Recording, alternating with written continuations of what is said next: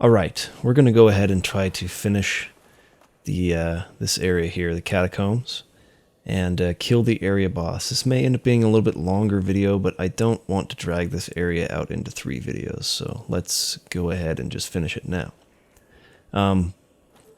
By nature of doing that, and by nature of trying to keep the video as short as I can, I'm probably going to be skipping some things, but it's not going to be anything critical. We've got basically all the equipment we need now to finish the game, so I'm not concerned about getting every item anymore. I don't know if my lightning washing pole is going to be as strong here as the Quelaag's Fury Sword. I should have switched. But he bailed on us anyways, so I'm going to go ahead and let's switch this back. There we go. Oh, yeah, this is the area where the sunlight maggot's going to come in extremely useful. This area would be basically completely pitch black without this thing, so it's a really nice item to have in this area. Now, these big skeleton guys I'll have to watch out for. There's also someone shooting arrows at us, so just try to keep yourself positioned in such a way to where you can't get hit. Try to, you know, stay behind some of these cliff faces and stuff like that. This area is, well, I don't want to call it short, because there are a few things to do here, but it's not quite as long as that last area of the catacombs we were in. We should be able to get through this fairly quickly. I hope. We'll see. I really hope I don't die here. There we go. Alright, you don't want to, well, it's just kind of like with any enemy in the game, you don't want to fight 2 of them at a time if you can help it. Okay, for anyone who has, well, let's hold off for that for a second. Right over here, you'll see a bonfire. Get out of the way, please. Let's go ahead and jump down here and light this thing. Oh, and this is a good thing. We can demonstrate now how high you can kindle bonfires now. So you can kindle it 3 times and get up to, as you can see, 20 Estus flask. Okay, is it 20 uses of 1 Estus flask, or is that 20 Estus flasks? I am under the assumption that it's 1 Estus flask you can use 20 times, but I'm pretty sure that's right. Anyways, for any of you who played Demon Souls, you'll recognize this guy right here, and you'll know exactly what's about to happen. For those of you who haven't played Demon Souls, I'll just let you watch what happens. So he asks if you're a cleric. If you say no, he'll offer to share the treasure he's found with you. If you say you are a cleric, I believe he just doesn't go through this dialogue here. He kind of just lets you go on your merry way. Could be wrong about that. It's been a really long time since I said yes, I'm a cleric, because I've never played as a cleric before. But anyways, I don't think he'll do this to you if you say you're a cleric, which is interesting. But you come over here and look over the edge at the treasure. I'm sure you can see this coming. Anyone could have seen it coming from a mile away.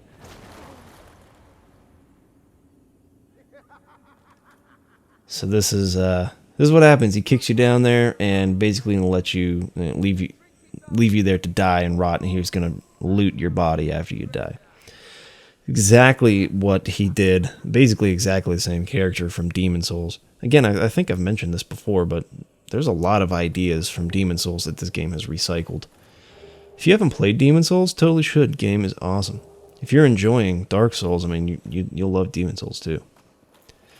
Now, we can come, and there's an NPC to talk to right here.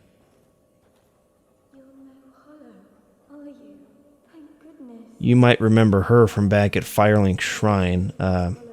Petrus of Thorland is part of a covenant, and that this woman is also a part of, and there were 2 other guys that were kind of escorting her. They were all 4 of them were supposed to leave together, but Petrus got left behind at Firelink Shrine. He's been talking about her last couple times I've talked to him. But her escorts have gone hollow now, so we got to kill them.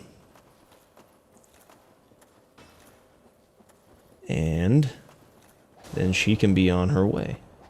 She doesn't have to stay down here anymore. This is all part of the Petrus of Tharaland NPC quest line. I think the only NPC quest line I've really followed... Well, I guess I followed Solaire all the way through to the end. And I also want to... what's his name? The guy with the huge armor. Freak. I cannot recall his name right now. It's completely eluding me. Anyways, there's another guy we've followed pretty far into the quest line so far, but haven't done much with Petrus so far. Those two hollows, did you? It pains me to think of the trouble my failings have caused. I am certain that both Vince and Nico are grateful to you. Thank you so very much. Here, these belonged to them. You deserve them more than I. So she gives you... what is it called? A miracle in return for saving her life from those guys. Now, there's an item we can get up here. Let's go grab it. I'm pretty sure it's just a soul item, but let's see. Nope, a white Titanite chunk. Very useful if you're upgrading divine weapons. Oh, these guys are annoying. Holy crap. Yeah, be careful. You want to keep your distance, because they hit pretty damn hard. Oh, and there's one moving in right behind me. Yeah, so what you want to do is get a hit and then back up, or at least shield from their attack. Get another hit in, they'll attack again, then move in. Kind of just back away like that.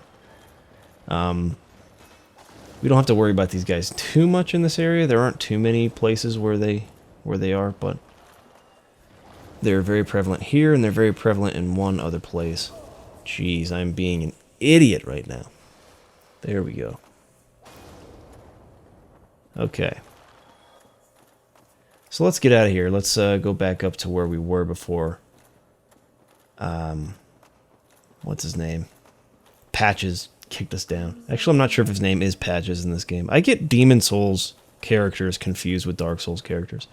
And for all you Dark Souls elitists out there, I know I'm not like 100% on my game with knowing every single thing, you know. I don't claim to be the authority on Dark Souls. I really enjoy the game a lot. I've played it a lot. And there have been times when I've been pretty up to date on the lore and stuff, but at this point in time, I'm currently... It's been a long time since I've played the game, so I played Demon Souls pretty recently, though, and so sometimes I can confuse, like, the NPC names. But his name is Patches in Demon Souls, and I think that's also his name in this game. Anyways, let's go back up to where he's at.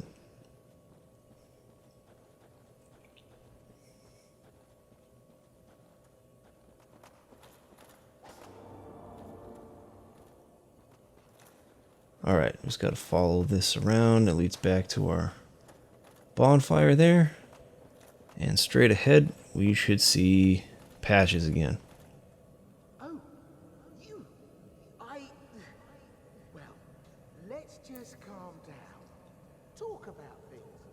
I did you wrong, but I didn't mean it. These temptations, they can, well, overcome me. You know what I mean, don't you? Please, forgive me. You and me, we're jolly undead outcasts, aren't we? So if you're vengeful enough, you can go ahead and kill him now for that, and maybe you think he deserves it. But if you spare his life... He goes back to Firelink Shrine, I believe, and he becomes a merchant there. Sells some pretty good stuff, so that's the better option for you in the end. Just spare him. So once you're done with that, let's go ahead and move forward. Now, there are going to be some new enemies around here that are pretty tough. They're like these big skeleton... I don't know what, like humongous, like dogs or something. There we go. Anyways, they can hit pretty hard, so you want to be careful with these guys. Never fight more than one of them at a time. Never fight one of them with another enemy. You always want to be taking them on one-on-one if you're new to the game, because they do hit pretty hard. My vitality is really low, and yeah, they have a pretty diverse set of attacks, so they can be pretty dangerous. Okay, so there's a guy shooting at us with arrows. There's also another one of these dog things down here, and there's a Black Knight. So we need to kill that Black Knight. The Black Knight won't respawn, but this dog's in the way. Let's see if I can go against my own intuition, my own advice, and take care of business here.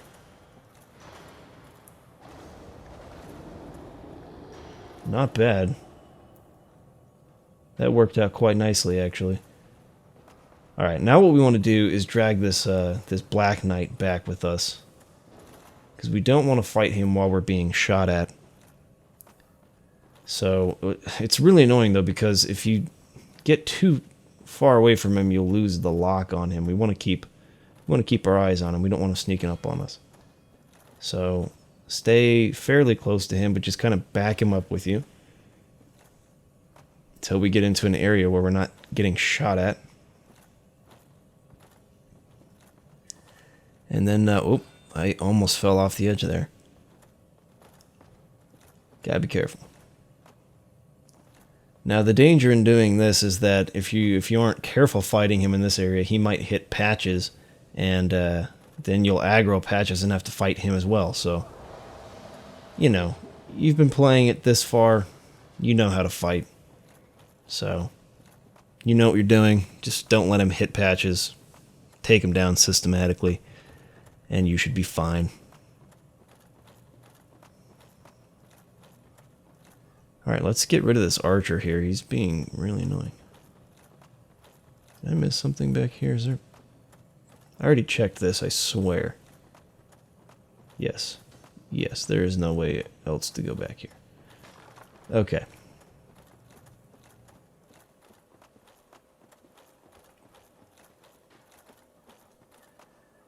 Alright, let's get you first.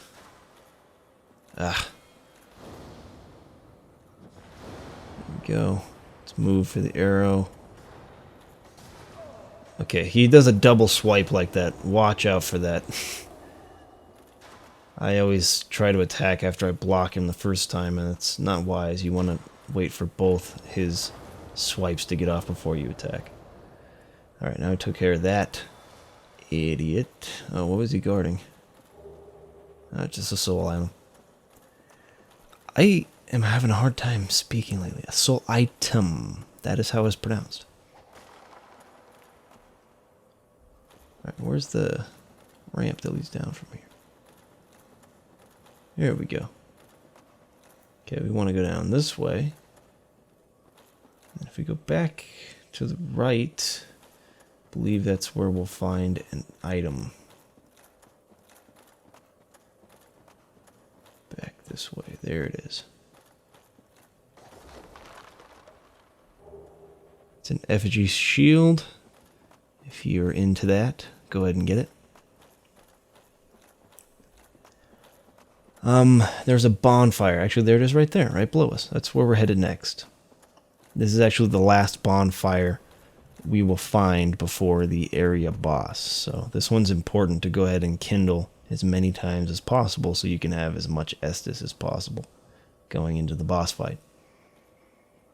This can be a pretty challenging boss unless you bring I keep wanting to call it a holy weapon. I mean a divine weapon with you. I hope these guys don't attack me. I just kind of want to get around and go to the bonfire. Will you leave me alone? I think so. Alright, this is where we want to go. Right here. Kindle this bonfire. Okay, now we are set. This is where we will respawn if we die.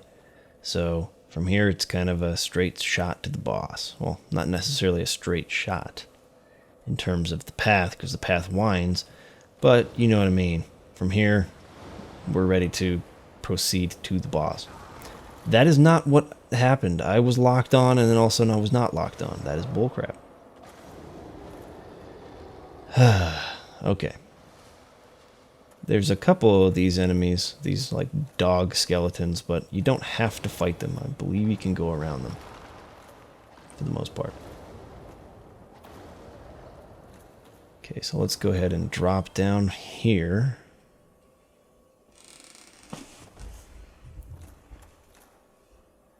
And there's an item over here. Let's pick it up. White titanite chunk. Okay, here's the area with those dog enemies. Before we do that, I want to go this way. No, this just leads back up to where we were, so... yeah, we've already been here. Never mind. Let's go down this way. And... we may be able to sneak past them. Maybe I just need to kill like one of them or something. I'll kill this one.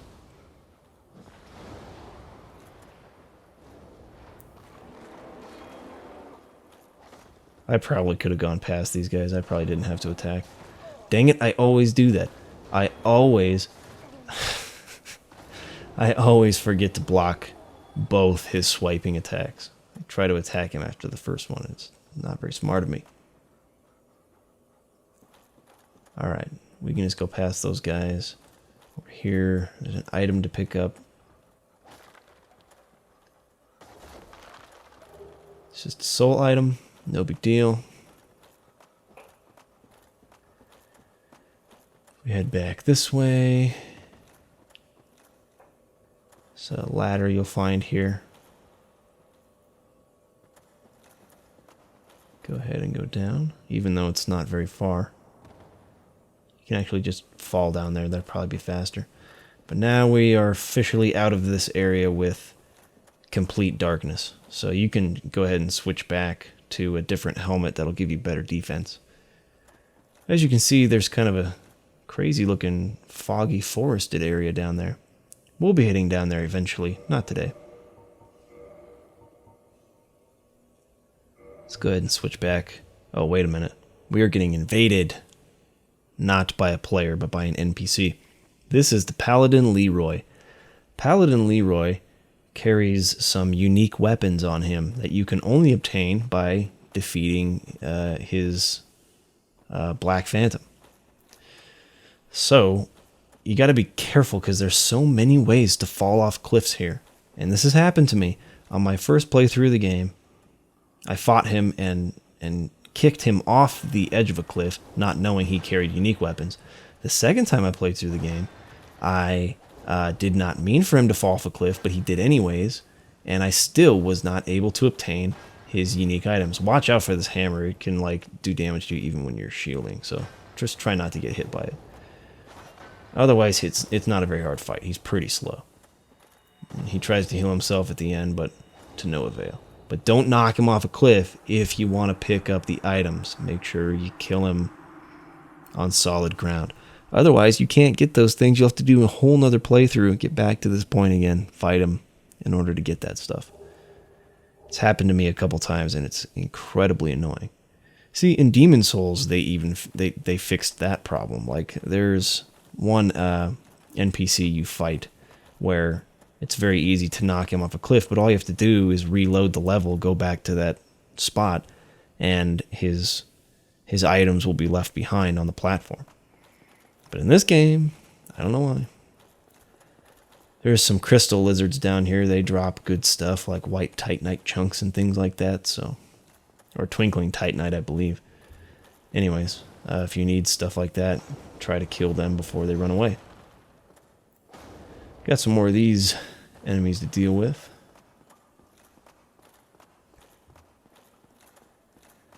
Not too bad. I mean, just strike, back up, or just hit them 3 times and kill them. That works too. Darn it. Got shot in the face. Okay, 2 skeletons here. Watch out for this. This is kind of a trap. You don't really see it coming, so I like to try and kill the archer first, but it's always helpful when they just jump off the edge and kill themselves. But anyways, watch out for that trap. I can't hit this guy because of the cliff. You know what? I don't even know why I'm trying to kill this guy. It's To be totally honest with you, I don't even need to. I can just go past him. Forget this. Yeah, why am I doing this? Okay. This next area is kind of, well, it can be dangerous because the toxic status can be inflicted on you by these little tiny baby skeletons that run around. Stay away from them. Don't try to kill them. Just run through this area for the most part. These guys are going to be like shooting energy at you. And then there's these little skeletons that'll attack you and they'll cause toxic like way fast. So just try to run through. Don't even try dealing with these little skeletons. It's not worth it. Kill these guys if you see fit, but you still don't even really have to. You can run past everyone in this area, to be honest, and just go straight to the boss.